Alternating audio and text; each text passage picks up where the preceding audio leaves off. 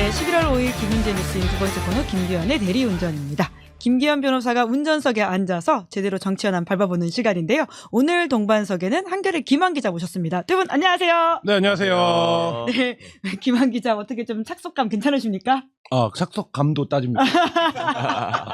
우리 김기현 변호사님이 새롭게 오신 대리기사님이셔가지고 말씀하시더라고요. 예. 이 대리로 줬다고. 운전 기사 복장이 아니라. 약간 당황하시는 것 같은데. 야박한 시사인. 네, 2달 동안 대리운전입니다. 네. 예, 지금 김종대 의원은 옷도 맞춰주고 왜 김기현 변호사는 이거 완장만 줍니까? 또 이 너무 의상이 힘드실까봐. 네. 알겠습니다. 근데 그거는 저 주신다 그래도. 네, 본인이 거절하신 걸로 네. 저희는 정리하도록 하겠습니다. 자, 먼저 오늘 김건희 씨 이야기로 시작을 해야 될 것 같은데 갑자기 오전에 입장문을 냈어요. 두 분이 전문가시니까 이 입장문을 좀 나눠 분석을 해주시면 좋겠다라는 생각이 드는데 왜 이 샤넬백 수술 갑자기 받았다고 이거 인정을 하는 겁니까?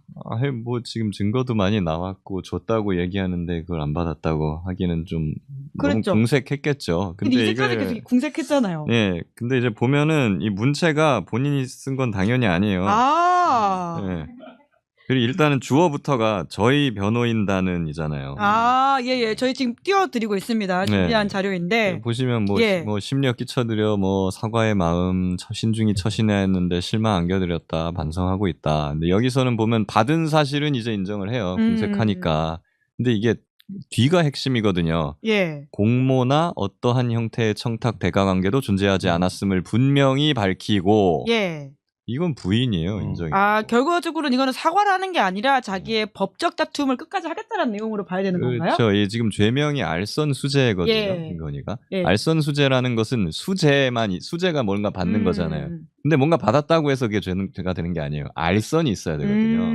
근데 알선이라는 건 뭔가 현안에 대해서 내가 그거 챙겨줄게 하고 받았다라는 게 돼야 되는데 그거는 안 받았다고 하고 있으니까 그래 나 받았어. 근데 알선이나 청탁은 없었어. 어쩌라고? 어쩌라고 해요 지금? 지금 이거예요. 어쩌라고? 네. 받았다 왜? 받았다 왜? 근데 그게 죄가 돼? 오, 괘씸하네요 듣고 보니까. 이겁니다. 예. 그거를 굉장히 수려한 문체로 변호사들이 역시 변호사니까 그런 걸 잘 아시는 것 같은데 조금 더 이 기자이시니까 범죄자들 많이 만나지 않으셨습니까? 쉬운 언어로 이 어쩌라고를 설명해 주신다면요. 어쩌라고보다 더 쉬운 언어가 있습니다. 그러니까 김건희는 재판마다 아마 전략을 이제 달리 갈 거예요. 구속이 장기화되면서 예를 들면 재산 관련된 부분들에 대한 재판에 임하는 변론 전략이 있을 거고 제일 중요한 거겠죠. 김건희 입장에서는 그 다음에 이런 이제 알선 수재 등, 그러니까 말하자면 본인이 힘 있는 남편의 부인이어서 받은 것들은 내가 거기에 공적으로 개입만 하지 않았으면 지금 김 변호사님 얘기한 대로 내가 그냥 선물 좀 비싼 거 받았네 미안해요 이런 거잖아요. 미안하긴 한 거예요? 미안해요. 비싼 거 받았네? 이게 비쌌네?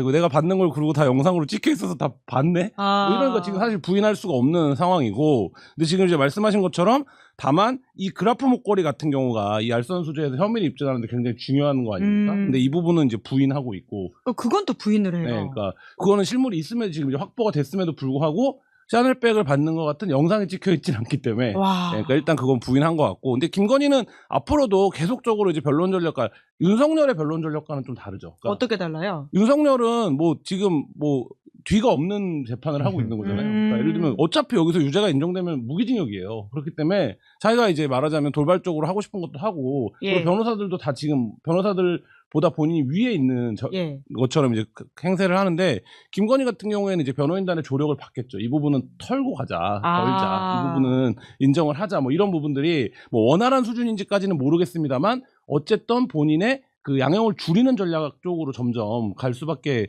없는 상황이 아닌가 싶습니다. 양형이 그럼 줄여져요? 줄여질 거라고 보세요? 되겠어요. 그냥 이거는 변호인단에서는 아마 좀 인정할 거 인정합시다 이런 얘기가 있었던 것 같은데 갔다가 또 김건희한테 혼나고 온 것 같아요. 그러고 나서 이제 죄는 안 되는 쪽으로 최소한 이제 타협을 본 결과가 이 발표문 이거라고 저는 보고 결과적으로 봤을 때는 이것 때문에 더 두드려 맞을 거다. 그래요? 도대체 이게 결국에는 이게 어쩌라고잖아요. 이게 제 눈에도 어쩌라고로 읽히는데 그 재판장 눈에는 그게 안 보일까요? 받았다 왜 어쩌라고? 네, 판사들한테 어쩌라고 뭐 이거 한 거니까. 그럼 재판장인 판사들은 그래 알았어. 더 때려줄게 이렇게 가는 거죠. 당장은 이제 보석 신문을 앞두고 있는 거잖아요. 그럼 여기서도 불리하게 작용할 거라고 보세요? 그럴 거라고 봅니다. 이 입장이. 예.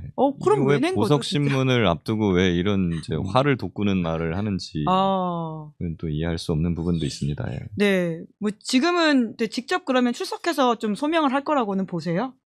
보석 신청을 했으니까 그걸 또 안 나오진 않지 않을까요? 왜냐면 안 나오면은 뭐 나 기각해 주세요 하는 거밖에 또 건강이 안 좋다고 했으니까 너무 안 좋아서 못 나간다거나. 그거는 안 될 것 같아요. 그래도 나와서 뭐 설명을 좀 해야지. 아예 안 나오는 거면은 이런 건 되겠죠. 그럴 정도라면은 이미 구치소 의무실에서 의사가 뭘 써줬을 거예요. 이 사람은 안 된다. 예. 근데 그런 거 써주진 않을 거 아닙니까? 지금 누가 봐도 꾀병인데. 앞서 병보석을 신청했던 윤석열이 면회온 측근들한테는 나는 건강이 아주 좋아 지금. 약간 성대모사신 것 같은데요? 술을 안 먹으니까 몸이 아주 좋다고 이런 얘기를 했다는 거 아닙니까? 김건희 역시 마찬가지죠. 그러니까 쓸 수 있는 전략 물론 구속되어 있는 수용자니까 본인이 쓸 수 있는 권리를 다 쓰는 건 좋은데 병보석률 인정률 제가 어제 찾아보니까 통상적으로 한 10%더라고요. 그러니까 뭐 혹시 김건희 성대모사도 해요? 그거를 김건희 목소리 많이 못 들어봐갖고. 근데 뭐 인정될 가능성 거의 없다. 거의 얘기하고 없다. 있는 증상도 갇혀 있는 사람들 중에 이 정도 증상이 없는 사람이 어디 있어요? 좀 어지럽고 불안하고, 잠 안 오고 다 그렇죠. 의뢰인들이 이제 변호사가 가급적이면 이렇게 하셔야 됩니다라고 하면 따라오는데 저런 의뢰인들은 말 안 듣거든요. 그런 경우에는 변호사는 이게 불리할 줄 알면서도 의뢰인이 해달라고 하면 할 수밖에는 없어요. 해달라고 하니까. 그런 상황인 것 같아요 지금. 보석 청구 일단 하라고. 지금 보석 청구라는 거는 좀 타이밍. 하라고. 네. 그리고 이제 가방 2개 받은 것만 인정해. 나머지는 부인해. 어쩌라고로 가. 보석 청구해놨는데 지금 이런 거를 발표하면 좀 하라고. 네, 해야죠. 또 이 변호사이시니까 이 상황을 그려보시는 것 같은데, 근데 재판이 굉장히 빨라요. 그래서 지금 이번 달 안에 결심을 할 수도 있다라는 이야기가 나오고 있어가지고, 그러면 진짜 보석 신청을 왜 했을까 이런 생각이 좀 점점 더 들긴 하네요. 그렇죠. 생각보다 증인이 많지 않은 것 같고, 그리고 뭐 사실 뭐 일부는 영상까지 있으니까요. 원래 이렇게 빨리 가야 되는 건데 사실은 지금 직위원 때문에 모든 게 빨라 보이는 거죠. 그러게요, 진짜 오히려 이게 정상적인 건데 한덕수 재판이라든지 김건희 재판이 정상적 속도로 가고 있는 것이고 직위원 부장이 진행하고 있는 윤석열 재판이 너무 느리다. 그렇습니다. 이렇게 봐야 될 것 같긴 합니다.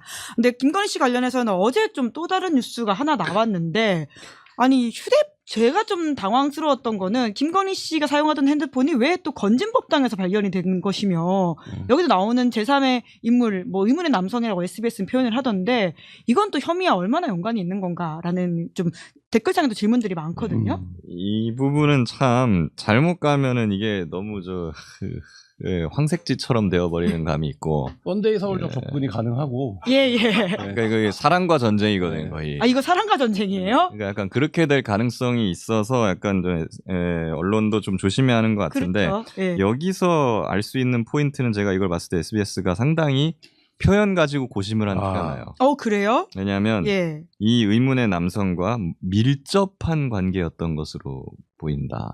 이게 굉장히 많은 함의를 가지고 있거든요. 뭐 직설적으로 얘기할 수는 없지만, 그래서 저도 추측을 해봤습니다.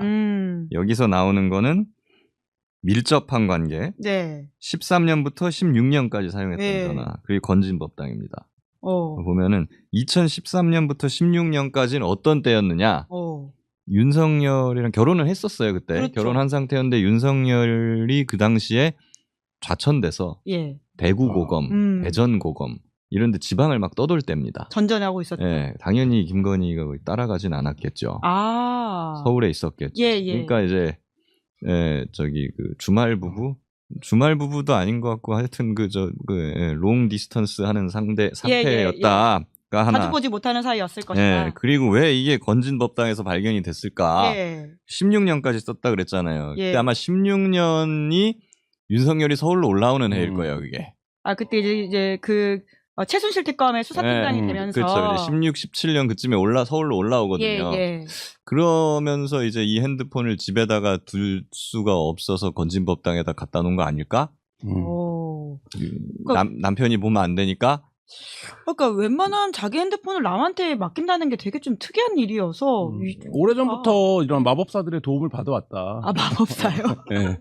법사님들의 도움을 오래전부터 받아왔다라는 게 드러나고 말씀하신 대로 윤석열이 2016년 12월 달에 컴백을 다시 하죠. 그러니까 이게 딱 그 앞선 시기 3년 윤석열이 그 대전 대구에 있었나요? 그러니까 있을 때 고검에 있을 때 그 시기에 사용했던 핸드폰이고 이게 이제 애초에 도이치모터스 재판 초창기 때 이 인물이 등장을 했었어요. 네. 이 인물이 등장을 하고 그때도 이제 일부 언론들이 왜 여기를 조사하지 않냐, 검찰이 마치 이 사람을 보호해주는 듯한 인상까지 받는다라는 보도도 있었었는데 그 재판 과정에서 직접 증인신문도 받은 적이 있습니다. 그 도이치모터스 주가 조작 당시에. 그러니까 도이치모터스 주가 조작에 굉장히 이제 1차 우리가 소위 말하는 1차 주가 조작 당시에 굉장히 핵심적인 역할을 했던 사람이고 이 사람이 또 중요한 게 뭐냐면 같이 등장하는 이제 이 사람 실명이 공개된 이정필 씨라고 있습니다. 이정필 씨와 같이 짝을 이뤄서 또 다른 이 씨와 함께 주포. 또 다른 이 씨와 함께 이제 김건희 씨가 계좌를 한번 옮기거든요. 옮기는데 굉장히 주요한 역할. 그러니까 그때 이제 고 상담을 했던 역할이 있고 그게 아마 딱 고 시기 무렵일 거고 또 한 가지 이 사람이 받았던 혐의는 뭐가 있냐면 그 태강리엔 씨인가 하는 이제 말하자면 김건희가 주가 조작을 했던 종목 5개 중에 하나의 대표였어요. 아, 그래요? 그러니까 서류상 대표였어요. 근데 김건희가 그 주식에서 몇 천만 원 정도 투자해서 제가 그때 가물가물한데 그 한 하룻밤 사이에 2, 3천만 원 번 날이 있어요. 어머나. 그 한 종목. 그것도 이제 재판 기록에 들어 있는데 그 회사의 이제 대표였고 김건희가 그 돈을 번 후에 그 회사는 바로 상장 폐지됐었죠. 하루에 2, 3천만 원을. 오늘은 하루에 2, 3천 날리신 분들이 많았어요. 조정기다라고 보면서 지금 속상하신 분 많으실 수 있으니까 그건 좀 조심하셔야 됩니다. 근데 뭐 또 이럴 때 또 이제 줍줍 하는 때라는 분들도 계시고 하니까 근데 너무 가는 것 같아요. 하여튼 근데 그래서 이 부분이 굉장히 하여튼 좀 그 당시에도 밀접한 관계였고 그 이후에도 이제 이정필 씨를 또 소개해준 사람이라고도 하고 이정필 씨가 소개해준 사람이라고도 하고 그 이후에도 뭔가 역할을 한 것 같아요. 근데 지금까지 좀처럼 뭔가 막 잡히지 않았었던 거거든요. 그다음에 근데 이번에 김건희 특검이 건진법단에서 핸드폰을 딱 확보하면서 굉장히 많은 대화 내역이나 이런 것들이 발견되면서 뭔가 좀 수사가 좀 분물살을 타려는 기세를 보이고 있는 것 같긴 합니다만은 문제는 그럼 이 사람은 지금 어디가 있느냐? 어디가 있습니까? 잠적했어요. 아니 빨리 수사를 공개로 전환해서 그러면 예전에 이기훈 씨가 도망가려다가 잡혔잖아요. 그렇죠. 그래야 되는데 이분이 근데 왜 잠적을 했느냐? 보니까는 그 작년에 기사가 나왔어요. 그 음주운전. 작년이죠, 그거는. 작년에 음주운전을 하다가 잡혀갖고 경찰에서 왜 술을 먹었냐. 그러니까 아는 사람이 뭐 중앙 반부패 2부에서 수사받다가 무혐의를 받아서 축하 파티를 하려고 했다라고 하는데 누가 봐도 그 김건희잖아요. 실제로 거기 지인이라는 말을 한 게 아니라 김건희 씨라고 밝혔음에도 불구하고 경찰은 조서에다가 지인이라 썼다는 거죠. 네, 그렇죠. 그러니까 뭐 거의 내가 누군 줄 알아 임마 거의 이거 아니에요. 그러고 나서 근데 이 사람이 좀 전과가 좀 많은가 봐요. 그래서 구속영장이 청구됐대요. 아, 그래요? 다른 본인의 혐의로? 음주운전으로. 음주운전으로 영장이 청구됐으면 여러 차례. 제가 듣기로는 그래요. 근데 음주운전으로 영장이 청구될 정도면은 이거는 거의 한 4-5번 이상 해야 될까 말까 하는데 하여튼 그렇게 청구가 되니까 실질심사 하잖아요. 그때 도망갔다 그러더라고요. 그런데 아직도 안 잡혔어요? 그리고 이제 경찰에서 수배 때리고 수배 중이랍니다. 저는 사실 이게 제가 좀 들은 바로는 그래요. 특검 쪽에서 좀 과도하게 사생활에 대한 좀 언론 플레이를 하는 게 아닌가라는 생각도 했었는데 말씀 들어보니까 문제가 있는 인물은 맞긴 맞네요. 그렇죠. 만약에 수배 중이라고 하면 심각하게 문제 있는 사람이죠. 주가 조작으로도 처벌을 받은 전력이 있고 아마 그 자본시장법 위반도 있었을 거고 저는 시기가 그 보도 보고 시기가 웃겼는데 24년 10월 달에 이 부분은 왜 이렇게 각종 사람들과 술을 마십니까? 윤석열 씨는 곽정군과 윤석열은 장군들을 불러서 술을 때려 마시고 김건희는 자기가 이때가 이제 그때 거의 계엄을 결심했을 때 아닌가요? 그리고 이제 그 검찰이 김건희가 주가 조작을 하지 않았다는 PPT를 발표했을 그때잖아요. 무혐의를 받았다는 게. 근데 이제 그날 만나서 같이 그러니까 축하 파티를 한 멤버였다라는 거는 김건희와의 어떤 관계, 이거 아까 표현하셨던 밀접, 보여주는 예, 그런 이제 참 어떻게 다뤄야 될지 참 고민스러운 뉴스이긴 한데요. 여튼 여기에 대한 사람들이 관심도 많고 궁금해하시다 보니까 맥락을 좀 해설해 주셨다라고 이해를 하면 될 것 같긴 합니다. 그럼 김건희 씨와 관련된 이분 수사도 이제 특검에서 뭔가 진행이 될 수 있을 거다라고 보시는 건가요? 예, 근데 일단은 수배 중이니까 이분 이제 잡혀야지 뭔가 뭐 물어보고 뭐하고 추궁을 할 거잖아요. 근데 약간 제가 생각하기에는 이제 처음에 기사가 뭐 밀접한 관계다, 뭐 의문의 남자 이렇게 나와버려 가지고 뭔가 되게 굉장히 좀 익사이팅하기는 하는데. 그러니까요. 예, 그러니까 아까 말한 옐로우 느낌으로 예, 가버리니까. 옐로우 느낌인데 근데 중요한 거는 사실은 뭐 어떤 관계였냐 이거보다는 이 남자가 뭐 어떤 범죄에 어떤 그러게요. 식으로 가담을 했느냐가 하루에도 몇 중요한 천. 거잖아요. 예. 예.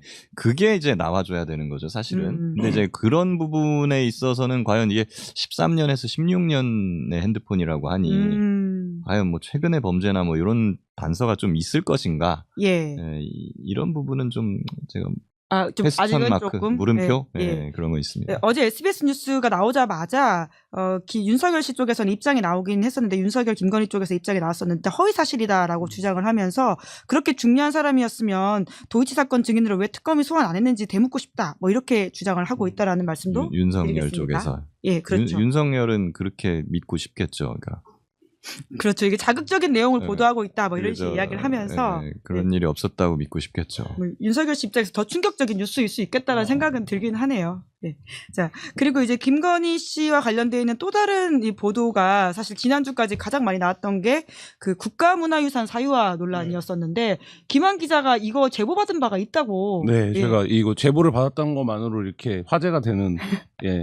희한한 미디어 환경에서 살고 있는데 그러니까 이게 언제였냐면 윤석열이 체포영장 저지하면서 이제 그 관저 요새화하고 있던 시기에 제가 받은 제보였는데 문화재청 그러니까 반출되면 안 되는 문화재가 그럼 꽤 예전이네요. 예, 관저 요새하면 2월 달. 5월 예. 초입니다. 그러니까 그 반출되면 안 되는 문화재가 반출된 게 있는데 지금 관저는 저렇게 돼 있고 만약에 탄핵되면 어떻게 돌려받아야 될지 몰라서 전전긍긍하고 있던 문화재청이 뭐 이런 이제 제보였어요. 그래서 그때 이제 당연히 뭐 저희가 통상적으로 취재하는 방식대로 뭐 의원실 통해서 그 자료 요청도 해보고 뭐 했었었는데 예. 그때는 뭔가 이제 확인되는 게 없었고 이후에 굉장히 국면이 뭐 여러 국면들이 흐르면서 사실 이제 잊어먹고 있었는데 근데 그때는 차담회를 했었다라는 것밖에 보도가 안 돼 있을 때였어요. 지금처럼 무슨 뭐 어디 뭐 경회로에 올랐다든지 아니면 뭐 어자에 앉았다든지 뭐 침소에 들었었다든지 수장고를 갔었다든지 뭐 이런 거를 전혀 모를 때니까 그러니까 저도 이제 제보를 받긴 했지만 야 그래도 어떻게 이게 문화재가 엄청 중요하게 관리되는 것 중에 하나고 우리가 이제 그런 짓을 하지 말라고 고등교육도 다 받고 이러는 거 아니겠습니까? 나의 권력을 사적으로 이용하지 말라고 하는 이제 감각을 공적 감각을 위해서 근데 이제 최소한 그런 정도의 도의가 있지 어떻게 그러겠나라고 생각을 했는데 그 수장고에 들어갔다라는 게 두 번이나 갔었다는 게 확인된 날 갑자기 이제 그 생각이 난 거예요. 제보 네, 받았던 그런 게. 제보를 받았었는데 그러면 만약에 수장고를 갔다가 한 번 더 갔다는 거 아닙니까? 그러면 왜 수장고를 두 번이나 갔을까? 그러니까 거기는 전시실이 아니잖아요. 근데 왜 한 번 가봤는데, 그러니까 처음에 한 1000걸음쯤 양보해서 너무 그러니까 가보고 싶어서 호기심에 가봤다고 쳐요. 그럼 한 번 봤잖아요. 근데 왜 또 갔을까? 뭐 그런 생각이 들면서 그 제보 생각이 나서 얘기를 했는데 그게 이제 요 김건희 씨의 이 설명할 수 없는 행보가 맞물려. 그러면 그런 물건이 반출됐던 게 아니냐. 왜냐하면 차담회 할 때도 거기 장소에 말하자면 문화재들을 인테리어 소품처럼 썼던 거 아닙니까? 출입할 때 뭐 막 보따리를 이렇게 들고 갔다거나. 그렇죠. 그런 게 이제 있어야겠죠. 그런 건 아닌가. 그 CCTV나 이제 지금 제가 근데 이거에 대해서 뭐 여기까지는 제보가 확인되지 않은 보도하지 못한 내용이니까 사실 그냥 제보인데 그 이후에 문화재청의 설명이 희한해요. 왜냐하면 네. 지금 정권이 바뀌었습니다. 그 문화재청에서 수장고를 들어간다는 건 엄청난 일이에요. 그러니까 이거는 사전에 반드시 내가 어떤 목적으로 학술 목적 외에는 사실 출입도 불허합니다. 예. 그런데 여기를 들어갔으면 문화재청에서 다시는 이런 일이 반복되지 않게 하기 위해서라도 이 과정을 낱낱이 밝히고 이걸 누가 말하자면 컨펌을 했는지를 확인을 해야 되는데 지금 문화재청이 이 수장고 온 거에 대한 해명이 계속 바뀌어요. 그러니까 처음에는 몰랐다 그래. 갑자기 연락받았다고 했다가 확인해 보니까 그 전날 계획을 세웠는데 스스로가 자기네가 세운 계획에 수장고 방문이 있어요. 뭐 이런 식으로 바뀌었거든요. 근데 그게 논란이 된 지가 꽤 됐는데 문화재청이 그거를 확인을 못 하고 있었다. 그리고 이제 그렇게 되면 당연히 이 계획을 누가 세웠는지가 나올 거 아닙니까? 근데 그 사람이 누구냐고 묻는 질문에도 대답을 잘 못해요. 왜 그렇죠? 그러니까 문화재청이 뭔가 지금 그 이후의 행보가 석연치가 않다. 집단적으로 뭔가를 자꾸 은폐하려는 그런 태도죠. 모양새인데요. 예, 그러니까 특검에서도 지금 이 부분을 들여다보고 있다라고 하는 것이잖아요. 김한 기자한테 한번 전화해가지고 물어봐야 될 것 같네요. 지금 이 방송을 보시면 됩니다. 아, 다 알려드렸다. 이 방송 보시라. 김건희 관저에 뭐가 있습니까? 관저에 우리가 그 관저 사진을 확인했는데 관저에 뭐 개수영장? 정자가 있어요. 아, 그 예. 정자가 똑같은 거예요. 왜냐하면 광주 비엔날레 갔는데 나 이거 마음에 든다. 이거 우리 집에 갖다 놓자. 이렇게 된 거예요. 근데 진짜요? 그러니까 그 과정이에요. 그러니까 그게 뭐 그래서 지금 진품인지 모조품인지 확인이 안 됐는데 광주 비엔날레에 가서 그 정자를 보고 마음에 들어서 그 정자와 똑같은 정자를 관저에다 만든 거예요. 와. 그러면 김건희의 사고 방식이란 무엇인가? 와. 네, 그게 이제 그 정자에서도 사실 드러나죠. 야, 이게 마음에 든다. 좀 너무 충격적이어가지고 뭐 어떻게 반응을 해야 될지 모르겠다라는 생각이 드는데 이 수사는 뭐 검사적 관점에서 보면 쉬운 수사인가요? 어려운 수사인가요?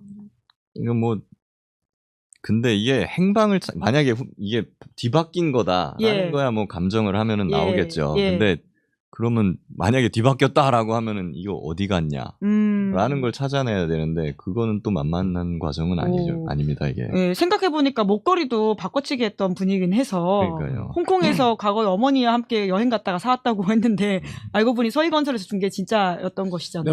뇌물로 받은 샤넬도 바꾸는데 뭐 야. 세계관이 우리가 통상적인 세계관이라고 보면 안 됩니다. 설마 아니기를 바랍니다. 네, 아니길 바라면서 이건 굉장히 또 형도 세요. 문화재 대상 절도. 아, 그래요? 야. 굉장히 셉니다. 네, 그러니까 유경욱 씨라든지 이런 측근들의 입을 열게 하는 게 여전히 좀 숙제로 남아있다라는 생각이 들기도 하고요. 그분이 아직도 재판 증인으로 나오지 않고 소위 피해 다니고 있는 것 같아가지고. 그리고 김건희 씨의 특징이 뭡니까? 자기 물건이 지금 예전에 쓰던 폰은 뭐 그 법당에서 나오고 건진법사 법당에서 나오고 그 다음에 뭐 백은 오빠의 장모네 집에서 나오고 그러니까 이런 식으로 물건이 나오는 데가 말하자면 굉장히 희한하잖아요. 여기저기. 지금 뭐 그런 상황. 아니 무슨 이거 원피스도 아니고 자기가 쓰던 물건을 막 여기저기 흩어서 지금 막 해놨어요. 보물찾기 하는 보물처럼. 이러다가 막 몇 년 뒤에도 또 뭐가 발견됐다고 나오고 막 이럴지도 모르겠는데. 그러면 시효가 끝나는 건가요? 뭐 그럴 수도 있는데 약간 이게 그 김건희의 보물찾기처럼 이제 전 국민적으로 이슈가. 네. 여기까지 하겠습니다. 정말 별일이 다 있다라는 생각이 드는데요. 김건희 씨 재판 계속 챙겨보도록 하고 윤석열 씨로 넘어가야 될 것 같습니다. 그러니까 윤석열 씨가 요새 갑자기 재판에 나오기 시작했어요. 근데 사실 피고인은 당연하게 재판에 나오는 건데도 워낙 안 나왔다 보니까 이 자체가 뉴스가 된다는 것도 좀 황당하긴 한데 왜 갑자기 김성훈을 직접 신문을 하고 그리고 곽종군을 직접 신문하면서 각각의 재판에 나온다라고 보세요? 이 두 가지가 있습니다. 하나는 구속 만기가 다가오고 있고요. 1월이죠. 네, 1월이니까 그때 이제 새로운 구속영장 발부할지 여부가 그때 결정되지 않습니까? 네, 그러니까 이제는 좀 잘 보여야지 하면서 이제 나오는 게 있고. 두 번째는 일단은 직위원 재판장도 12월까지는 끝내겠다 했어요, 재판을. 말은 그렇게 했는데. 그렇지만은 뭐, 근데 사실은 보면 지금 영상 나오는 거 보면은. 직위원 재판장하고 윤석열 쪽하고도 사이가 뭐 그렇게 썩 좋아 보이지는 않거든요. 그쵸. 밥 먹어야 된다, 뭐 이런 이야기 하는데 안 듣고. 그렇기 때문에 일단은 직위원이가 한 12월에 끝낸다는데 다가오니까 이제 본인도 이제 좀 콩닥콩닥 하겠죠. 정말 이제 현타가 오는 건가요? 그러니까 이제 본인도 아마 좀 초조한 그런 부분이 있어서 나오는 거 아닌가. 드디어 현실 인식이 됐다. 싶은데 근데 이제 나와서 지금 뭐 곽종근이나 이렇게 신문하는 걸 보면은 뭐 차라리 안 나오는 게 더 나을 수도 있겠다. 이런 생각도 듭니다. 괜히 나왔다가 지금 뭐 더 나오잖아요. 곽종근이 그렇죠, 더 한동훈 총으로 쏴 뭐 이런 얘기까지 나버리고.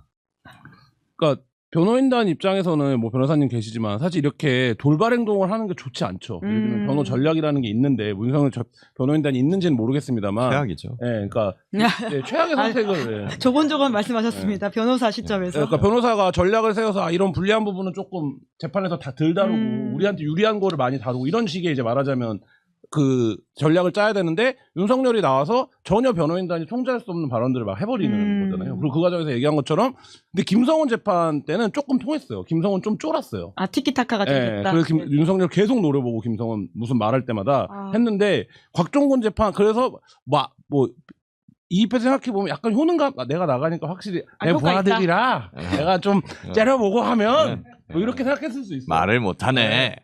두 분 다 지금 윤석열 베테랑이시는 거예요? 저는 잘 못해요. 네, 곽종근 재판에 가서 그래서 이제 곽종근이 그러니까 이 전체 내란 재판에서 제일 중요한 진술이 곽종근이 한 진술 아닙니까? 예, 국회의원들을 끌어내라고 했다.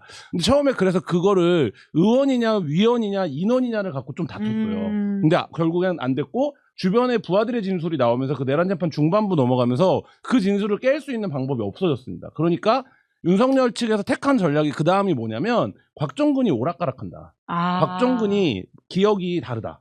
뭐 이런 거예요. 홍장원 전 차장한테 했던 똑같이 이제 메신저를 흔드는 거죠. 예, 그러니까 예. 윤석열이 저는 나와서 그날 하려고 했던 것도 우리가 그날 엄청 앉자마자 소맥을 돌리지 않았냐라고 얘기를 해서 너의 기억은 왜곡되어 있는 거다. 너 그거 네가 기억할 수 있냐? 이렇게 해서 이제 말하자면 곽종근의 기억을 그러니까 진술을 무력화시키는 전략을 예. 택한 것 같은데 본인 입장에서는 효과적인 방법이라고 생각했을지 모르지만 오히려 곽종근이 거기서 한 발 더 나가는 한동훈 데려와라 총으로 쏴주기로 했다고 당신 앞에 데려오라고 했다라는 얘기까지 해버리면서 윤석열이 이제 입을 닫을 수밖에 없었고 그런데 돌이켜 생각해 보면 아무리 윤석열이 장군들 데리고 술 마시는 걸 좋아했다고 하더라도 곽종근이 윤석열이랑 5번은 만나봤을까요? 그러면 장군이 대통령을 만나는데 그 자리를 어떻게 기억을 못합니까? 그렇죠. 그러니까 그 자리 그거는 우리도 다 사회생활 해봤지만 정신 바짝 차리고 먹는 거죠. 본인은 네. 기억 안 나겠죠. 본인은. 근데 그런 거 치고는 메뉴를 너무 잘 기억해요. 한남동 고깃집에서 공수용 김치는 본인이 기억하잖아요. 그건 먹는 거니까. 네, 먹는 거 술책이 전에 준비한 거니까. 먹는 건 잘 기억하시는 것 같아요. 먹는 건 잘 기억하고 술을 굉장히 많이 먹지 않았습니까? 자기는 기억 안 나겠지만. 아니 우리가 그날 앉아갖고 바로 이렇게 소맥을 돌리지 않았습니까? 원래 이제 상사랑 술 먹으면은 상상 기억 못해요. 부하들만 기억을 하는 것이지. 네, 그런 차원에서 보더라도 윤석열 씨의 지금 전략은 실패했다. 그렇죠. 그리고 이제 옆에 있는 변호인단도 제가 가만히 보면은 변호사로서는 이게 지금 뭐 최악일 것 같고 제가 보기에도 뭐 진짜 변호를 하려고 저기 앉아 있는 것 같지가 않아요. 이미 포기한 것 같고. 아 그래요? 그럴 바에는 거의 반쯤 정치인이에요, 그분들. 야. 네. 그러니까 여기서 헌재에서도 그냥 센 모습 보여줘가지고 자기가 한번 좀 지지층한테 어필을 해갖고 후일에 한번 내가 한번 도모해 볼까 이런 생각이 있는 게 아니라면. 저렇게 할 수가 없거든요. 변론이라는 거. 특히 김용현은 더 심해. 아 그래요? 김용현 변호인단은 별명도 붙었더만요. 깽판단이라고. 아이고. 거의 그냥 막 나가자는 나중에 거다. 더 재밌어요. 그 영상이 다 공개되고 그렇죠. 있으니까 김용현 재판 한번 보시면 그 변호인단의 그 행태가 가관입니다, 진짜. 아니 뜬금없이 예를 들면 뭐 누가 소란을 법정을 뭐 어쩌고 한다 하는데 법정의 권위를 떨어뜨린 건요 재판장이 아니고요 서영교라는 인간입니다 이래요. 갑자기 서영교 국회의원 말하는 건가? 거기 있지도 않아요 서영교가. 갑자기 뜬금없이 그런 얘기를 해. 이게 영상이 공개가 되니까 그냥 에라 모르겠다고 거기서 정치를 하고 있는 거군요. 지지자만 보라. 정치를 하고 있어요 진짜. 그래놓고 막 검사들 타박하면서 검사들한테 저 이재명이 좋아하겠구만 말하면서. 진짜 쇼츠 각으로 변론을 하고 있는 거네요. 네, 국회 상임위 같아요. 야, 대단하네요. 그러고 있습니다. 그리고 뭐 재판 공개 얘기 나왔으니까 재판 공개가 돼서 그 장면들이 쇼츠로 양쪽 진영에서 다 말하자면 자기네 입맛대로 유리하게 편집해요. 그래서 제가 이제 알고리즘에 보면 뭐 곽종근 발라버리는 윤석열 막 이런 게 있어요. 아 그래요? 네. 그 약간 다른 세상의 이야기 아니에요? 곽종근을 내용을 보면 내가 아는 그 내용이에요. 근데 그거를 그러니까 제목이 그거예요. 그래서 윤석열이 곽종근을 박살냈다. 와. 이런 게 또 막 올라오고 같은 내용인데 또 다른 말하자면 제목을 담겨 올라오니까 이게 굉장히 좀 진풍경이다. 야, 정말 뭐 그래도 재판 공개가 영상으로 되어서 굉장히 알 권리도 올라간 것 같고 여러모로 재판의 긴장도도 올라가서 잘한 법이라는 생각이 좀 들긴 하던데요. 근데 이제 이게 불리하다라고 하는 거를 일부는 이제 특히 정치권에서는 알고 있지 않습니까? 이 곽종근의 발언이라고 하는 게. 그래서 이걸 어떻게든 메이크업 해보려고 이준우 대변인이 그 친구 사이에 하는 농담이다라는 식의 주장을 했어요. 살면서 친구 사이에 그런 농담을 해보신 적 있으십니까? 친구면 친한 친구면 너 죽여버린다 이런 얘기는 하죠. 총으로? 총은 없잖아요. 총 쏴서. 총은 없잖아요, 내가. 근데 예를 들어서 근데 친구 사이에 너 죽여버린다 이런 얘기는 할 수 있는데 너 내가 칼로 찔러버린다 이런 표현을 안 하죠. 그러니까 그건 있어도 말하자면 완전히 다른 성질의 문제인 거고 뭐 한국말이 굉장히 어렵지만 뭐 죽여버린다, 뭐 미쳐버리겠다 이런 거를 일상적으로 쓰는 나라긴 하지만 이렇게 구체적인 거는 뭐 사실 이게 친구 사이에 농담 그러면 곽종근이랑 윤석열이 친구예요? 서로 농담하는 사이예요? 그날 농담 따먹기 하러 만났어요? 아니잖아요. 근데 이렇게 그러니까 실드를 친다는 것 자체가 무리한 일이죠. 심지어는 윤석열이랑 한동훈도 친구는 아닙니다. 네. 그렇죠. 네. 예. 뭐 부하라고 생각했다는 거 아닙니까, 실제로? 그렇죠. 예. 그리고 그 당시에 사이도 안 좋았잖아요. 되게 누가 봐도. 네. 아니 그리고 그 자리에 수방사, 특전사, 정보사, 국방부 장관 뭐 이렇게 지금 모아놓고 술을 먹는데 거기서 다 그 총을 다루는데 이게 업인 사람들 아니에요? 그 사령관들이요. 3스타 이상인데 2스타, 3스타인데 여기 모아놓고 그걸 총으로 쏴주겨라 이렇게 얘기한 게 아니라 데려와라. 데려오면 내가 총으로 쏜다. 이렇게 얘기한 거예요. 이거는 그게 무슨 친구들끼리 하는 농담이라고 설명을 하니까 빗대는 것도 사실 겸연쩍죠. 그 약간 무슨 약간 중남미의 저희 마약 카르텔 드라마 보는 줄 알았어요, 이게. 진짜. 참 부끄러운 이야기인 것 같은데 아직도 말하지 않은 곽종근 전 사령관의 이야기가 또 있지 않을까라는 생각이 들기도 합니다. 참다 이야기했다는 거잖아요. 근데 진짜로 계엄이 성공했으면 야 이거 진짜 나르코스 한국판 됐겠다. 총쏠 준비. 진짜 그런 생각이 드는 거예요. 이게. 저는 관저 때부터 약간 그 생각을 했었습니다. 여러 방송에서 얘기했는데 이게 나르코스에나 나오는 장면이지 이게 말이 되냐? 이게 무슨 카르텔의 수장이냐? 관저 요새화했을 때. 예. 그리고 그 재판에서의 문제 두 가지 얘기하고 싶은데 하나는 여러 정치인이라는 표현을 썼는데 직위원 재판부가 아닌 재판부였다면 대답하지 않더라도 여러 정치인이 또 누구냐라고 물었어요. 맞아요. 그거를 안 물었다라는 점이 하나 굉장히 좀 지적해야 되는 점이고 또 하나는 만약에 관저에서 장관과 이 2스타, 3스타들이 모여서 술을 먹으면 대통령 비서실은 직원이 나갈까요? 안 나갈까요? 당연히 나가죠. 당연히 나가서 그날 술자리에서 무슨 얘기가 오고 갔는지를 비서실은 파악하죠. 그러면 최소한 그래서 비서실장에게 보고는 해야죠. 왜냐하면 대통령이 2시간 넘게 관저에서 뭐 2-3시간 누구랑 술을 먹었는데 무슨 얘기했는지 알아야 될 거 아닙니까? 그러면 그 전에 4월 달부터 만났다는 거 아닙니까? 이 군 장성들. 그러면 최소한 대통령실의 코어 그룹은 이걸 언제 알았는가? 이 부분에 대한 인지를 언제 했느냐? 그게 수사가 필요해요, 지금 이제. 참 거기까지도 수사 못 가고 있는 상황이라서. 근데 뭐 이미 다 엉망이었던 것 같아요. 보면 비서실장이 과연 알고 있는 게 뭐가 있었을까? 뭐 이런 생각도 들고 그 당시에. 네. 그리고 윤석열 씨가 요새 계속 나오고 있는데요. 그러면 이번 주에 이제 11월 8일에 최상병 특검에서도 나오라고 통보를 했거든요. 여긴 나갈까요? 지금 갑자기 재판에 막 나오고 이게 뭔가 좀 본인 입장에서는 굉장히 뭐랄까 콩닥콩닥 두근두근한 그런 상황이니까 여기에도 왠지 나오지 않을까 하는 기대를 한번 해봅니다. 나와야 될 텐데요. 근데 뭐 과거에는 보면은 또 재판엔 안 나오고 보석 신문에만 선택적으로 출석하고 그랬기 때문에 또 이것만 쑥 빼놓고 안 나오지 않을까 싶기도 한데 일관성이 있다면 나와야죠. 자기가. 윤석열에게 제일 부족한 게 일관성 아닐까요? 그건 안 나올 것 같아요. 안 나올 것 같다. 두 분의 의견이 갈렸으니까 한번 체크해 보도록 하고 빠르게 다음 이야기로. 근데 추경호 전 원내대표 같은 경우에도 지금 구속영장이 청구된 상황이에요. 아직 일자가 나온 건 아닌데 좀 나올 거라고 보십니까? 저는 이미 지금 법원의 영장 판사에 대한 기대를 접었습니다. 그런 부분이 있고요. 그리고 사실은 보통 다른 경우에는 특검에서 사실 어떠한 증거 관계가 있다라는 게 이제 보도를 통해서 보통 나오잖아요. 근데 추경호 같은 경우에 그 뒤에 추경호가 뭘 했는지 이런 것들이 지금 뭐 다른 게 안 나오고 있거든요. 보도들이 많지는 않다. 그런 걸 보면은 또 일말의 기대를 가져보기도 하고 내란 특검이 지금 핵심적인 한 방을 지금 갖고 있다. 제발. 그래서 이건 재판부에만 딱 보여주려고 영장 판사에만. 이래도 안 내줘? 그랬다면은 뭐 가능성이 있을 수도 있는데, 근데 지금까지 보도된 것만 그게 전부다라고 하면 여태까지 전례로 봤을 때 쉽지는 않을 것 같아요. 저는 나와야 된다고 보는데 저도. 그러니까 뭐 전망은 말씀하신 대로 지금 뭐 계속 틀리고 있어갖고 하는데 추경호는 이런 거죠. 그러니까 아까 얘기했던 10월 1일날 곽종근 등과의 술자리 이후에 10월 2일날 오차는 누구랑 했는지 아십니까? 10월 2일날 오차는 국민의힘 의원들과 했습니다. 한 명이 관저로 들어갔습니다. 정말 끝없이 술을 먹었네요. 매일매일. 추경호가 윤석열의 옆자리에 앉았죠. 그리고 지금 이제 이 영장 쳐지면서 알려진 내용 뭡니까? 계엄하기 닷새 전에 따로 만났다는 거 아닙니까? 전 옆자리에서. 그 자리에 누가 있었는 줄 아십니까? 김용현 국방장관이 있었어요. 야. 그러면 그 여당 중진 의원들을 저녁에 만나는데 국방장관은 왜 불렀어요? 김용현이 당 출신이거나 이러면 부를 수도 있죠. 예. 전혀 그런 겹치는 게 아니지 않습니까?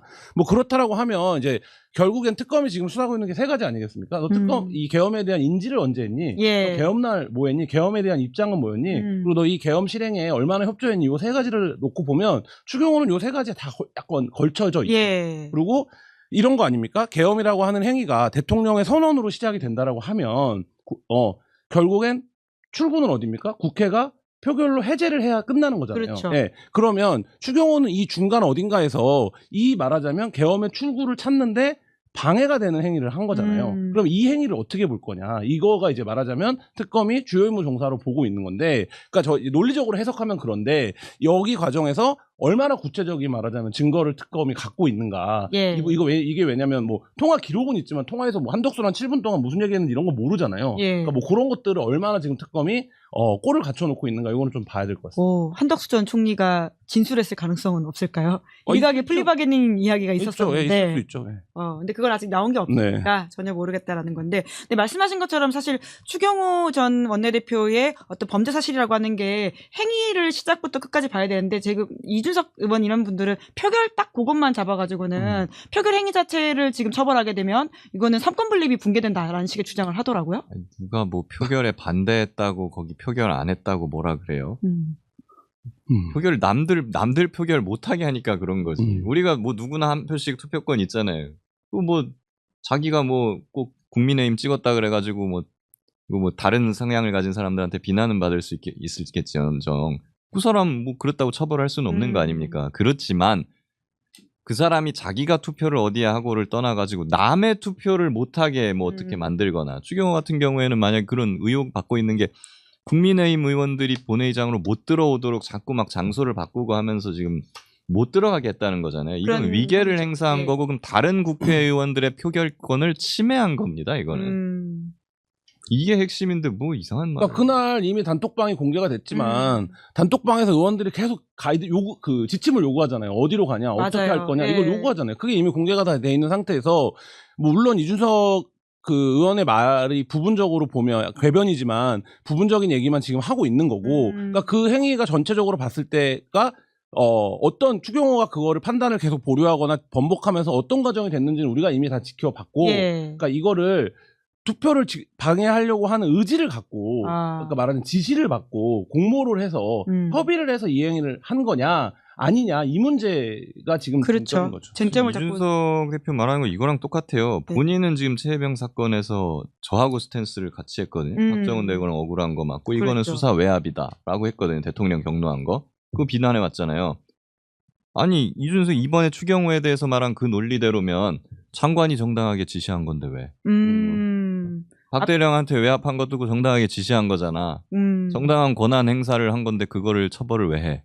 그땐 틀렸고 지금은 맞냐? 뭔 소리예요 이게? 행위적으로. 일단 본인의 과거의 스탠스하고도 안 맞잖아요. 그러게요. 근데 그 이준석 대표만이 아니라 지금 한동훈 전 대표 같은 경우에도 추경호 전 원내대표의 구속영장이 지금 부당하다라고 주장을 하고 있더라고요.